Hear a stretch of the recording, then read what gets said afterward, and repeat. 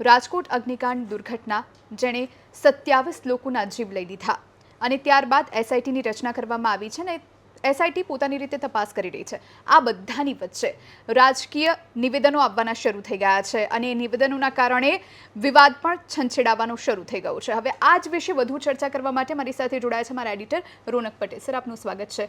સૌથી પહેલાં અત્યારે આપણી સિસ્ટમ એ ભ્રષ્ટાચારનો પર્યાય બની ગઈ હોય એવું લાગે છે. આજે અત્યાર સુધીની જેટલી પણ દુર્ઘટનાઓ થઈ છે સર, આપને શું લાગે છે એનો પાયો ભ્રષ્ટાચાર છે? જો આજે દુર્ઘટના હતી અને આજે સરકારમાંથી જે પ્રેસ નોટ આવી એ પ્રમાણે 27 જીવ ગયા છે. 27ની ઓળખ થઈ ગઈ છે, બધા પરિવારજનોની ઓળખ થઈ ગઈ છે.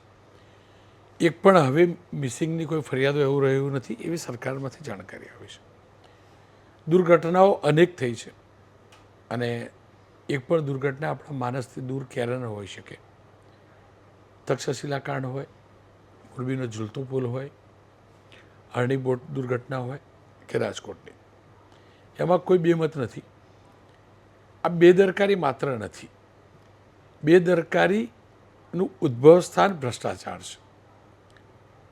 સુરતની અંદર તક્ષશિલાનો આખો ઉપર જે ડોમ હતો એવું ન હોઈ શકે કે ફાયરને ધ્યાનમાં નહોતું અને ફાયરની બેદરકારીથી ન હોઈ શકે. વડોદરા હરણીનું જે ટેન્ડર અપાયું, ચવાણું વેચવાવાળાને આખું તળાવ ડેવલપ કરી અને અનેક એડવેન્ચર સ્પોર્ટ્સ માટે તળાવ અપાયું અને મામૂલી ભાડામાં 3 BHK વાળા ભાડામાં અપાવડાયું, એનું જેટલું ભાડું એટલામાં. એ એમનેમ ન હોઈ શકે, ભ્રષ્ટાચાર સિવાય ન હોઈ શકે. અને માણસ ત્યારે જ બેદરકાર થાય છે જ્યારે ભ્રષ્ટાચાર કંઈક લીધું હોય એટલે આરામ કરે. એ જ રીતે મોરબીની અંદર નગરપાલિકા ઓરેવા કંપનીએ મેન્ટેન કર્યા પછી શરૂ કર્યો બ્રિજ, કોઈ સ્ટેબિલિટી સર્ટિફિકેટ ને કશું નહીં, નગરપાલિકાના ધ્યાનમાં ન હોય એવું બની ન શકે. ઉદ્ઘાટન દિવસે કરેલું, અંધારામાં નહીં કરેલું અને પાતળમાં નહોતો, ખુલ્લો જ હતો પુલ.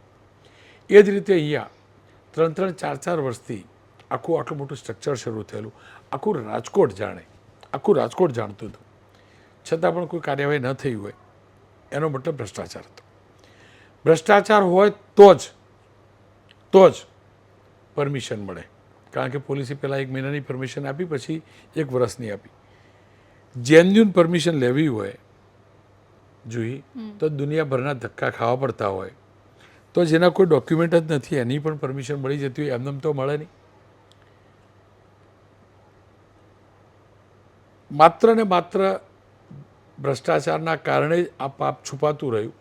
અને હું ડંકાની ચોટ ઉપર કહું છું, મારા 27 લોકો પ્રશાસનના ભ્રષ્ટ વહીવટના કારણે ગયા છે. બની શકે પ્રશાસન જોડે કોઈ નેતાએ કરાવડાવ્યો હોય. હું ફરીથી કહું છું, 1 મહિનાની પરમિશન જે આપી એના પછી રિન્યુ કરી, એ વખતે રિન્યુ કરતાં ચેક કરી હોત અથવા એ વખત કર્યું હોત તો સીધું પકડાયું હોત, સીધું રોકાયું હોત તો ના થયું હોત.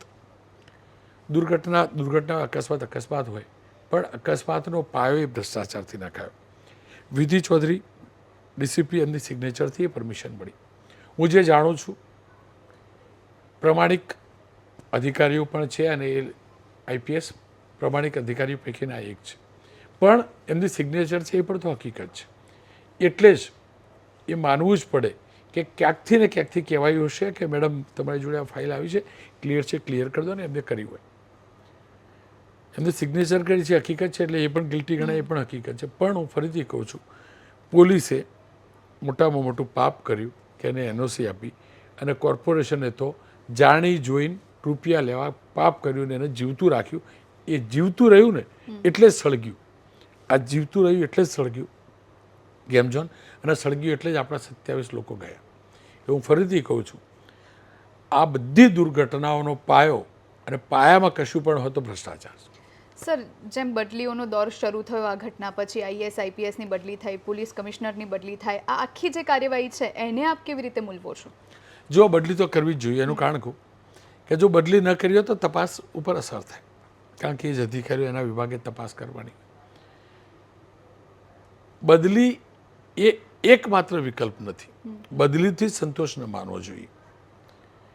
જેને પાપ કર્યું છે, જેને ખોટું કર્યું છે, એની ઉપર બીજી કાર્યવાહી પણ થવી જોઈએ. બદલીની જોડે જોડે સસ્પેન્ડ કરે. સસ્પેન્ડ કરવા એટલે મૂર્છિત કરવા.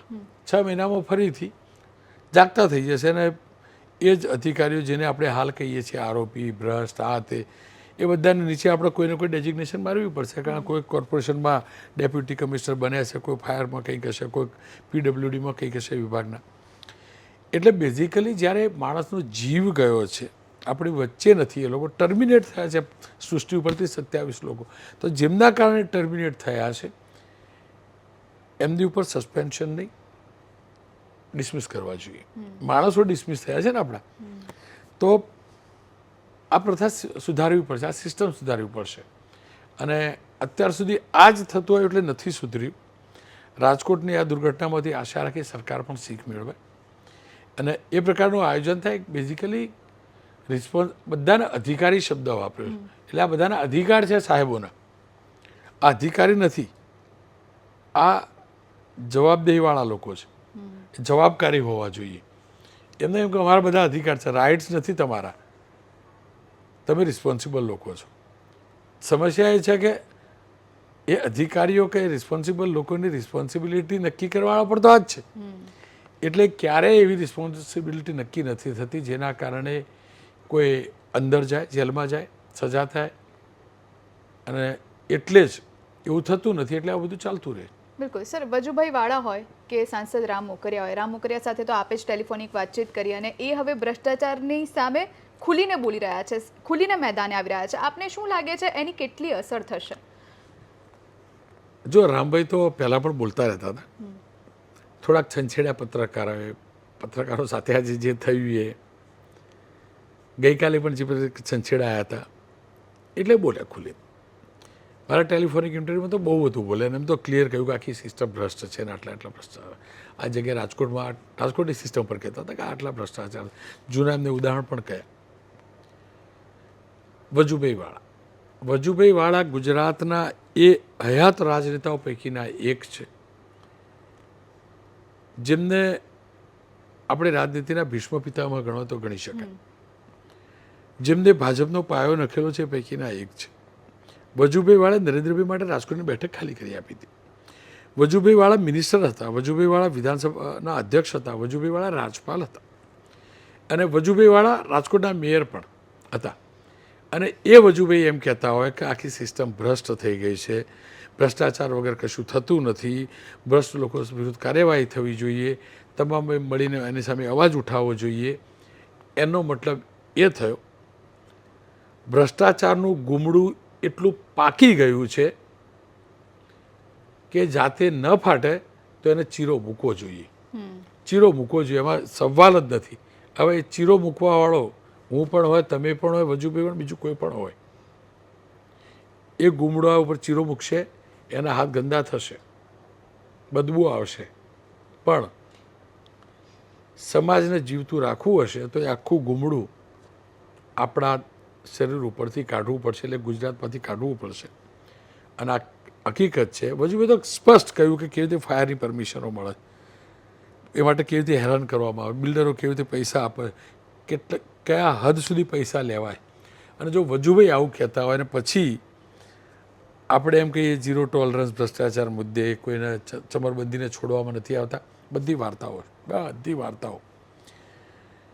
વજુભાઈનો મેં ઇન્ટરવ્યૂ કર્યો ને, મને હું તો નાનપણથી એમને જોતો રહ્યો છું, જ્યારથી સમજ આવી રાજનીતિની, પત્રકારિતા કરતો હતો ત્યારથી. પણ જો ન ઓળખતો હોય ને વ્યક્તિ તો એને એમ લાગે કે કોઈ વિપક્ષના નેતા છે અથવા ક્રાંતિકારી સમાજ સેવક છે અને એવું બોલી રહ્યા. એટલું ખુલીને એમને કહેલું છે અને પ્રસારણ આજે થશે ને એટલે ખબર પડશે બધાને, એ ભ્રષ્ટ અધિકારીઓને સમજ પણ આવશે. અને ફરીથી કહું છું, વજુભાઈ જેવી રીતે ખુલીને સામે આવ્યા ને એવી રીતે તમામે ખુલીને સામે આવવું જોઈએ, તો જ આ ભ્રષ્ટ અધિકારીઓ ઠેકાણે આવશે. લોકો નથી બોલતા, અમુક નેતાઓ નથી બોલતા, આપણે ઘણીવાર પૂછીએ છીએ છતાં નથી બોલતા. અને આપણે તો બાપદાદાએ શીખવાડેલું છે, કોઈનું મોઢું ખોલાવો તો કોઈનું નાક દબાવવું પડે. અને સારા માટે કોઈનું મોઢું ખોલાવવા નાક દબાવીએ તો જરાય ખોટું નથી, નિયમોના આધીન. અને હવે સમય આવી ગયો આ વખતનો કે બધાનું મોઢું તો ખોલાવવું પડશે. બિલકુલ સર, તમને ભરોસો છે કે આ જે જવાબદારો છે એમની સામે કાર્યવાહી થશે, જેલ ભેગા થશે? જો અત્યાર સુધી તક્ષશિલા કાંડ વખતે પણ હું બોલતો હતો, એના પછી મોરબી વખતે પણ બોલ્યો, વડોદરા વખતે પણ બોલ્યો, વડોદરા વખતે હું જાતે ગયો, મેં કહેલું કે હું નહીં છોડું, અને ખરેખર પ્રમાણિકતાથી કહું તો મેં દિલથી મહેનત કરેલી. થોડાક લોકો પકડાયા, હાથ કડી જોઈ, ખુશ થયો, હું પણ સંતોષ થયો, ખુશ થયો પણ સંતોષ થયો કે ના, કાર્યવાહી થઈ. પણ એના મૂળ સુધી હું પહોંચવામાં સફળ ન થયો.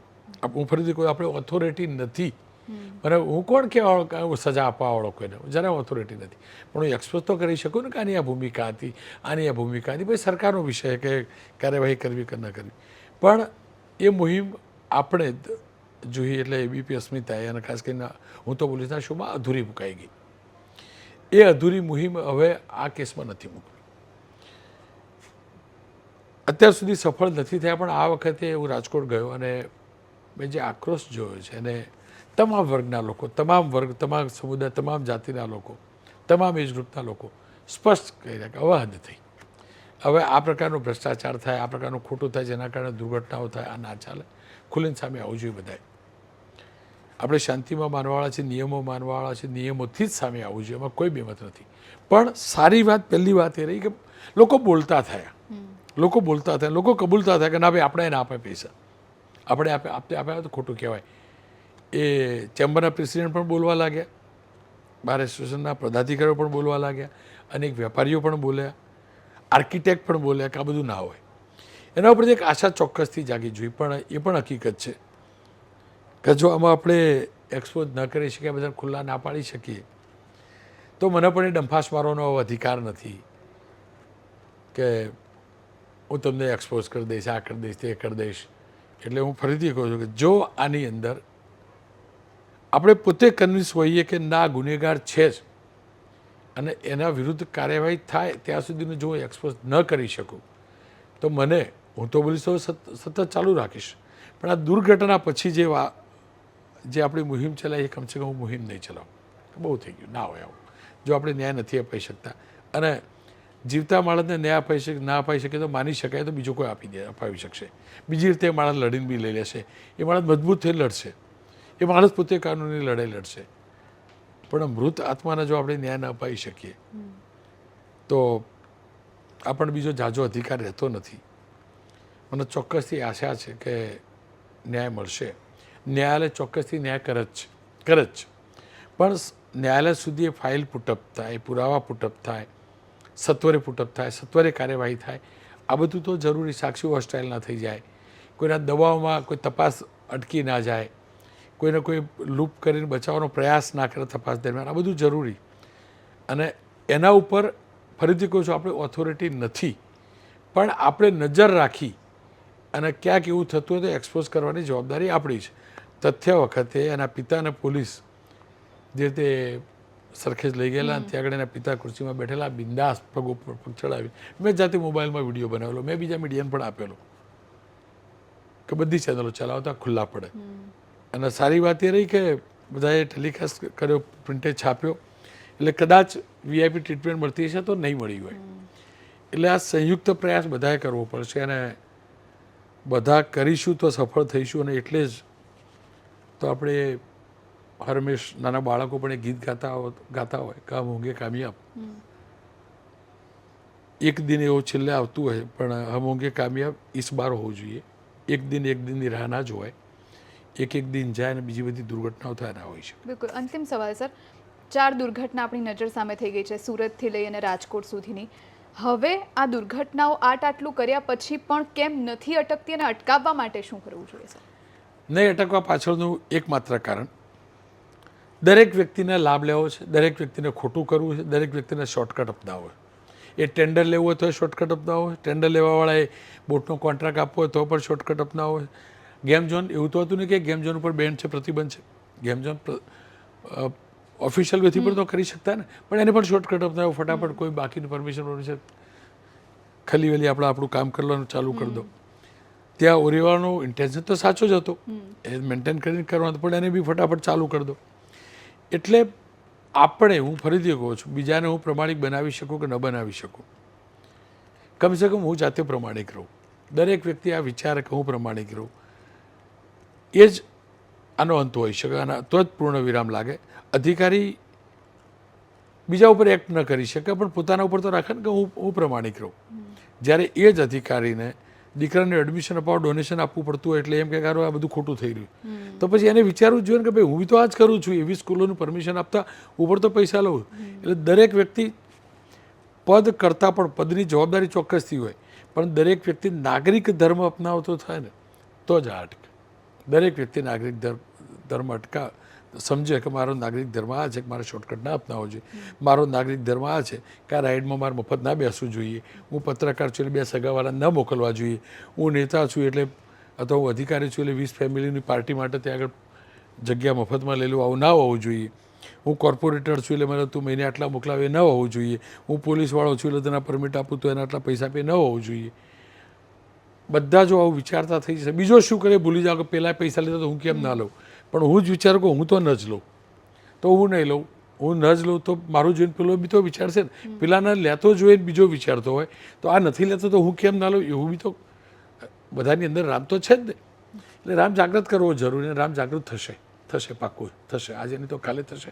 દરેકના દિલમાં એક રામ છે અને તો જ આ અટકશે, બાકી નહીં અટકે. Thank you so much sir અમારી સાથે જોડવા માટે અને તમામ ચર્ચા કરવા માટે. તો આ એક સર્કલ છે ભ્રષ્ટાચાર રૂપી, જે બ્રેક કરવું હવે આપણા હાથમાં છે. આ સાથે અન્ય મુદ્દા સાથે ફરીથી મળીશું અને રાજકોટ અગ્નિકાંડની પળે પળની આગળની પણ કાર્યવાહીની અપડેટ એબીપી અસ્મિતા આપના સુધી પહોંચાડતું રહેશે.